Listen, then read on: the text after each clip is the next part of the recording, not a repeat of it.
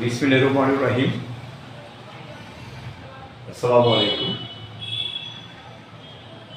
তো আজকে এই ভিডিও ক্লাসটি যারা 2026 সালে এসএসসি পরীক্ষা দিচ্ছ এবং নবম এবং দশম শ্রেণীতে অধ্যয়ন করিতেছ তাদের জন্য এই ভিডিও ক্লাসটি। আর এখানে যে টপিকটি নিয়ে আলোচনা করা হচ্ছে সেটি হলো English second paper, topic number 1, gapping activity with appropriate word. তোমরা দেখো বক্সে 10টি অপশন দেওয়া আছে। এই টপিক নাম্বার 1-এ দেওয়া থাকে এরকম 10টি অপশন দেওয়া। আর এই 10টি অপশন একটা কনটেক্সটে 10টা গ্যাপিং থাকে। এই 10টা গ্যাপিংয়ে ইউজ করতে হয়। তো এখন এই 10টি গ্যাপিং এর জন্য একজন স্টুডেন্ট সে পরীক্ষায় সঠিকভাবে অ্যান্সার করার জন্য তার কি দরকার? তার দরকার হলো এই বক্সের ওয়ার্ডগুলি মিনিং জানতে হবে এবং এই বক্সের ওয়ার্ডগুলি কীভাবে এই কনটেক্সটে ইউজ করতে হবে সেটাও বুঝতে হবে। আর এখানে কনটেক্সট পড়েও বুঝতে হবে। কারণ কনটেক্সট পড়ে কোনো অংশ যদি কোনো স্টুডেন্ট যদি না বুঝে তাহলে সেই মানে সেখানে যে অ্যান্সারটা সেটা কারেক্ট নাও হতে পারে। তার মানে এই টপিকটি করার জন্য একটা স্টুডেন্টকে ওয়ার্ডের মিনিং জানতে হবে এবং কনটেক্সটের মিনিংটা বুঝতে হবে, পাশাপাশি কনটেক্সটের যে গ্রামাটিক্যাল ইউজটা সেটাও ভালো করে জানতে হবে, বুঝতে হবে। এবং এটি কিভাবে সম্ভব? ক্লাস 9, 10 অথবা যারা এবার পরীক্ষার্থী স্টুডেন্ট তাদের জন্য এটা অবশ্যই সম্ভব। কারণ তারা এই টপিকটি করার জন্য যে নলেজ দরকার, বেসিক গ্রামার দরকার, সেটা হলো যে পার্সন স্পিচ এবং এই ওয়ার্ড বক্সের ওয়ার্ড থেকে কীভাবে এই গ্যাপিং অ্যাক্টিভিটি করা হয় সেগুলি বেশি বেশি প্র্যাকটিস করা। শুধু ভালো করে পার্সন স্পিচ জানলেই হবে না, প্র্যাকটিসও করতে হবে। তো এমনি করে একটা অ্যাবিলিটি তৈরি হবে এবং একজন স্টুডেন্ট অবশ্যই এখানে এই 10টি অপশনের জন্য 10 মার্ক এটি সে পেতে সক্ষম হবে। তো আমি এই বক্সের ওয়ার্ডগুলি প্রথমে পড়ি। গিভ মানে দেওয়া, এটা আর্টিকেল, এটি একটি নাউনের আগে মানে ডিটারমিনেন্ট হিসেবে ব্যবহার করা হয়। সিম্বলের বাংলা হলো প্রতীক। বি, তো এই বি থেকে আমরা am is are, was, were অথবা বিন লিখতে পারি। যখন বক্সে বি দেওয়া থাকে তো অ্যান্সারে কিন্তু আমার এই যে সরাসরি বি ইউজ করতে হয় এরকম খুবই রেয়ার। হয়তো বি থেকে ওই সেন্টেন্সের সাবজেক্ট ও নাম্বার ও পার্সন অনুযায়ী আমরা এম ইজ আর, ওয়াজ এবং টেন্স অনুযায়ী am is are, was, were use করতে পারি। মাঝে মধ্যে বিনও ইউজ করতে হয়। তারপরে দেখো বাই ওয়ার্ডটা হলো প্রিপোজিশন। এই লাস্ট ওয়ার্ডটা এটা একবার হয় বারবার হয়। এখানে আমরা দেখবো যে কি হিসেবে ইউজ করা হয়েছে। In preposition, but conjunction, the article, এটা হলো ডেফিনিট আর্টিকেল। কাল্টিভেট ওয়ার্ডটা হলো একটা মেইন ওয়ার্ড, চাষাবাদ করা। তো এখানে আরেকটা বিষয় জেনে রাখা ভালো, আমরা যখন বক্সের ওয়ার্ড দেওয়া থাকে এই বক্সের ওয়ার্ডগুলি কিন্তু রুট ফর্মে দেওয়া থাকে, মানে রুট ওয়ার্ড। তো রুট ওয়ার্ড থেকে অনেক সময় আমরা নিউ ওয়ার্ডস তৈরি করে আমার প্রয়োজন অনুযায়ী গ্যাপিংয়ে ইউজ করতে পারি। তো পরীক্ষার হলে যখন এই ধরনের গ্যাপিং করতে দেওয়া হয় তখন কনটেক্সট উঠানোর কোনো দরকার হয় না। একজন student answer to the question number 1 লিখে এই নিচে এ বি সি ডি লিখে সে অ্যান্সারটা করে দেবে। তাহলে আমি তোমাদেরকে কিভাবে তোমরা অ্যান্সারটা লিখবা তা এখানে দেখে দিচ্ছি। Answer to the question number 1. এখন A B C তোমরা এইভাবে লিখতে পারো, যেহেতু আমার এখানে স্পেস কম এই জন্য আমি পাশে লিখব।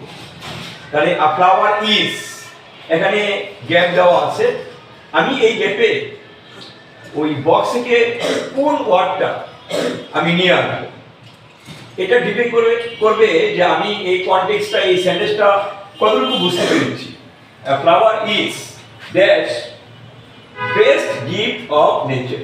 এই বেস্ট ওয়ার্ডটা হলো সুপারলেটিভ ডিগ্রি। তো সুপারলেটিভ ডিগ্রির আগে আমরা দা ইউজ করি। তো আমরা দেখি এখানে দা আছে কিনা। হ্যাঁ, এখানে দা আছে। তাহলে আমি এখানে লিখে ফেলি দা। না, আমি এটা এই কনটেক্সটে লিখবো না, আমি এখানে দা। এখন option B, it is a. তো বিতে আমি এখন কি বসাবো? Dash of purity and beauty. তাহলে এখানে কনটেক্সট অনুযায়ী, মানে এই সেন্টেন্সের মিনিংটা অনুযায়ী আমি কোন ওয়ার্ডটা এখানে ইউজ করলে একটা পরিপূর্ণ সেন্টেন্স হয়।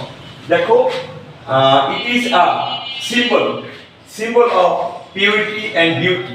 তাহলে আমি লিখে ফেলি সিম্বল। এবার পরের অপশনটা আমরা কিভাবে লিখব? It dash us pleasure.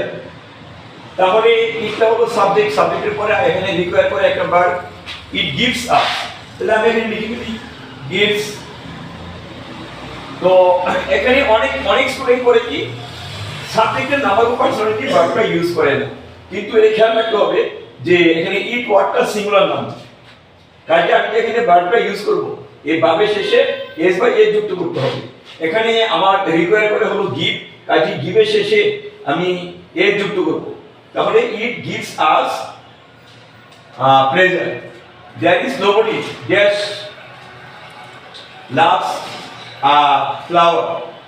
দেখো এখানে একটা বিষয়, দেয়ার ইজ নোবডি, এটা কিন্তু একটা ক্লজ, আর এখানে লাভস আ ফ্লাওয়ার, এই লাভস ওয়ার্ডটা ফাইনাইট ভার্ব। তাহলে এটাও একটা আরেকটা ক্লজ। তাহলে দুটি ক্লজকে এখানে আমরা যুক্ত করব। তো যুক্ত করার জন্য আমি এখানে আমাকে অবশ্যই একটা কনজাংশন ইউজ করতে হবে। তাহলে দেয়ার ইজ নোবডি বাট, এই নোবডির পরে এখানে বাট বসছে, তার মানে এটা রিলেটিভ প্রোনাউন, এটাও একটা কানেক্টিং ওয়ার্ড। তাহলে আমি এখানে লিখব জি নাম্বারে বা।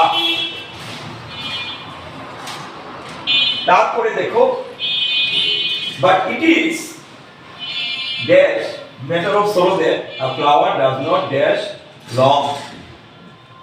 এই সেন্টেন্সটা আমাকে বুঝতে হবে, এটা মিনিংটা বুঝতে হবে এবং এটার যে স্ট্রাকচার সেটাও বুঝতে হবে। বাট ইট ইজ আ, এখানে আ মানে একটা আর্টিকেল, তাহলে it is a matter of sorrow that a flower does not এর পরে আমি ভার্বের রুট ফর্মটা বসাবো, কারণ ডাজ নট এর পরে কিন্তু ভার্বের রুট ফর্ম ইউজ করতে হয়। এখানে বোঝাই যাচ্ছে আমাকে একটা ভার্ব ইউজ করতে হবে। ডাজ নট লাস্ট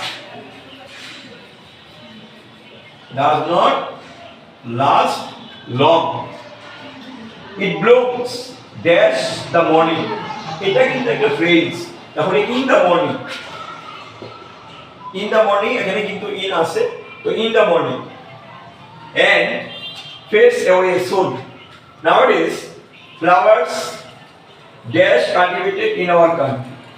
এটা প্যাসিভ প্যাটার্নে আছে, কাজে তুমি লিখতে পারো flowers are।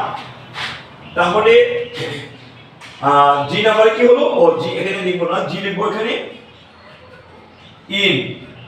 এবার এফ নাম্বারে আরে ই এফ জি এইচ। এবার আমরা এইচ নাম্বারে কি লিখবো? Nowadays flowers cultivated, এটা প্যাসিভ প্যাটার্ন আছে, বুঝেই যাচ্ছে। এখানে হবে আর কাল্টিভেটেড। তুমি আরেকটা অ্যান্সার লিখতে পারো, আর বিং কাল্টিভেটেড লিখলেও হবে, কিন্তু পরীক্ষা হলে দুইটা লেখার দরকার নাই। এনি ওয়ান, ইদার আর অথবা আর বিং, যেগুলো একটা লিখতে হবে। দুইটাই অপশন লেখার দরকার নাই। many people earn their livelihood.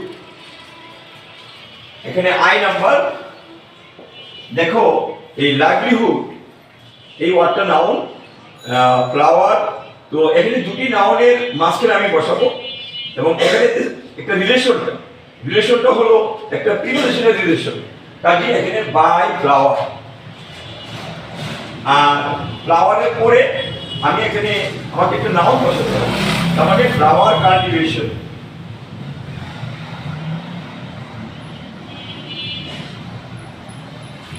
বক্সে কিন্তু কাল্টিভেশন ওয়ার্ডটা ছিল না, বক্সে ছিল কাল্টিভেট।